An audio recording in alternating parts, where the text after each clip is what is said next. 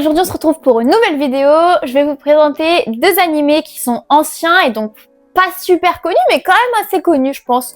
Parce qu'ils ont fait quand même des sacrés buzz. Mais bon, c'était dans l'ancien temps et donc pour les nouvelles générations, nanana, enfin bref, il faut les regarder absolument. Je suis amoureuse de ces deux œuvres, elles sont incroyables. Dans cette vidéo, comme d'habitude, comme dans toutes mes présentations, il n'y aura aucun spoil, comme toujours, voilà. Bref, bah go pour la suite de la vidéo.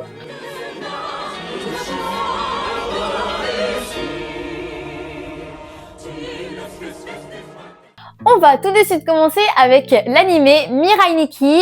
Je pense peut-être vous le connaissez, surtout avec Yuno Gasai qui apparaît souvent dans certains clips et tout de musiciens manga. Bref, voilà. C'est l'histoire d'un jeune lycéen qui s'appelle Yuki et qui est hyper solitaire. Et il écrit tout ce qui se passe autour de lui dans son journal qui est sur son téléphone. Comme bon nombre de personnes solitaires, il a un ami imaginaire, mais en réalité, il est pas si imaginaire que ça, son ami, parce que c'est le dieu de cette planète, en fait, tout simplement, voilà. Et donc, ce dieu va lancer un jeu pour le remplacer, parce qu'il est en fin de vie, et donc là, en fait, dans quelques mois, il va mourir, le dieu, il y aura plus de dieu, et s'il y a plus de dieu, il y a plus de planète, voilà. Donc du coup, il va lancer un jeu, c'est un genre de Battle Royale, et chaque candidat aura un journal du futur, donc Mirai Nikki en japonais, Mirai qui veut dire futur et Nikki qui veut dire journal. Comme ça, vous apprenez un peu le japonais en même temps, voilà. Et donc, chacun aura un journal du futur qui donc prédira des choses différentes. Donc celui de Yuki, par exemple, il prédira ce qui se passera dans son entourage, mais pas ce qui lui arrivera à lui. Il y en a un, par exemple, il prédit les trucs d'enquête, voilà, il prédit les enquêtes, etc. Bref. Donc le dernier survivant de ce Battle Royale prendra la place du dieu et donc pourra faire ce qu'il veut du monde un peu en quelque sorte, voilà. Notre jeune Yuki va se lier d'amitié avec une fille de sa classe qui s'appelle Yuno Gasai, justement ma petite Yuno. Il faut savoir que je vais faire son cosplay à Japan Expo de cette année normalement. Si j'y vais et tout, je vais faire son cosplay et je vais créer la jupe. Elle est trop belle, avouez, elle est trop belle. Bref, on reprend. Il va se lier d'amitié avec la jeune Yuno Gasai dans sa classe parce que elle aussi, elle a un journal du futur, sauf que ce journal du futur, il prédit tout sur Yuki parce qu'il faut savoir que elle, pendant que lui, il écrivait ce qui se passait autour de lui, elle, cette grosse folle là, elle écrivait tout ce qui se passait sur lui, sur Yuki, pas sur ce qu'il y a autour d'elle, non, sur Yuki. Bref, donc du coup, son journal, il prédit tout ce qui va arriver à Yuki. Elle le sauve des mains d'un détenteur de journal qui veut sa mort en fait pour réussir à gagner et au final ils y arrivent ensemble, ils combattent et tout et après ils gagnent parce qu'ils sont trop forts. Entre ces deux personnages, on a une histoire d'amour qui commence à arriver, mélangée à la guerre du Battle Royale pour avoir la place de Dieu, même si en réalité eux ils s'en foutent un peu en fait, ils veulent juste pas se faire tuer, vous voyez ce que je veux dire? Bref.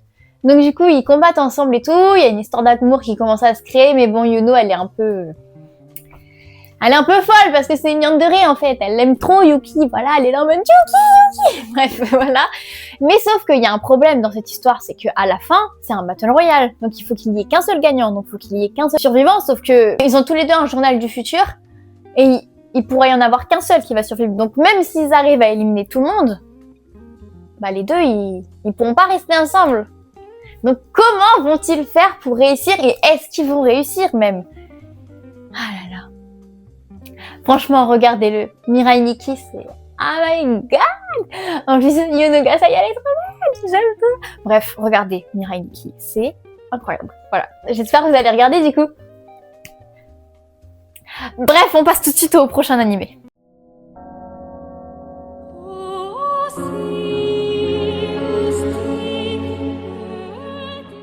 Bon, hello, désolée, c'est Emma du montage. Juste, c'est parce que en fait, à cette partie-là de la vidéo, j'avais filmé en grand angle sans faire exprès. Du coup, la qualité, elle est un peu moins bien qu'avant, mais bon, c'est quand même passable, normalement. Donc voilà, je suis désolée, et puis je vous laisse avec la suite de la vidéo, voilà. Le prochain animé que je voudrais vous présenter s'appelle Elfen Lied. Donc c'est un animé qui a fait un grand buzz en 2004. Cet animé parle de Lucy, qui est la reine des Diclonius. Je sais pas comment ça se prononce, mais on va dire Diclonius. C'est une génération de mutants qui prédisent un événement, en gros, voilà. Et donc, les Diclonius ont 4 bras qui sont appelés des vecteurs, généralement, parce qu'il y en a qui en ont plus, etc., qui ont une portée de 2 mètres et qui sont hyper tranchants et invisibles aux yeux des humains. Voilà, donc en fait, ça leur fait qu'ils ont, entre guillemets, des pouvoirs surnaturels et du coup, les humains, ils ont peur, etc. Et qu'est-ce que fait un humain quand il a peur? Il détruit.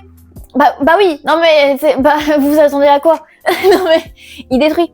Donc en gros, les Diclonius, bref, c'est un peu un nom chelou, et ils sont enfermés pour la plupart dans des laboratoires et les humains font des tests sur eux. Ah non, mais c'est hyper... Ouais. Ils font des tests sur eux, mais genre ils souffrent, hein, ils souffrent de ouf, hein, parce qu'ils finissent en sang et tout, hein, parce qu'ils font des tests. Ah, parce que c'est drôle de faire des tests sur des êtres vivants. Moi, je trouve que ça représente bien la société humaine, parce que qu'est-ce qui ferait l'État et tout s'il y avait, d'un seul coup, il y avait une personne humaine qui a des pouvoirs, il l'enfermerait en laboratoire pour faire des tests, etc. Donc en soi, moi je dis, ça représente bien la société humaine. Mais bref, ça c'est mon avis personnel. On commence donc l'animé avec une scène de massacre. Clairement, c'est une scène de massacre faite par Lucy. Donc du coup, en fait, non mais elle fait pas un massacre pour plaisir en mode vas-y, j'ai envie de tuer des gens. Non, c'est parce qu'en fait, elle s'évade donc du laboratoire de haute sécurité. Elle s'évade et donc pour s'évader, elle est obligée de tuer les hommes qui sont autour d'elle, parce que si c'est pas elle qui les tue, c'est eux qui la tueront, parce que vous le voyez bien là. Il lui tire des balles et tout, mais grâce à ses vecteurs, donc à ses bras, elle arrive à les repousser, etc. Et donc à les tuer, et voilà. C'est la panique totale, mais elle a réussi à s'échapper. Elle est trop forte. Lucy, je t'aime. Elle finit par atterrir donc sur une plage, et elle est recueillie par Kota, donc c'est un jeune garçon, qui décide de l'abriter chez lui, donc sa nouvelle maison, parce que de base il habitait pas là. Il avait donné un rendez-vous à sa cousine Yuka. Yuka et Kota, ils décident de se balader vers la plage, et donc ils virent Lucy, et il la voit qu'elle est perdue, etc. Et donc il décide de l'emmener chez eux et de lui donner un nom, New, parce que en fait c'est le seul mot qu'elle sait dire. Elle sait juste dire New. Parce que en fait, Lucy a dupliqué sa personnalité, et donc elle a une autre personnalité où elle sait dire que New. Tout se présageait bien pour Lucy, qui allait enfin avoir une vie normale, sauf que à cause de son évasion du laboratoire justement, il y a beaucoup de personnes qui sont à sa recherche, et donc ils ont le feu vert pour l'anéantir, la tuer. Donc c'est un peu voilà quoi. La deuxième personnalité, donc New, va compliquer leurs affaires, parce que du coup ils vont plus savoir si c'est exactement elle ou non, parce qu'ils vont plus ressentir sa personnalité de Diclonius, parce que New c'est sa personnalité d'humaine entre guillemets.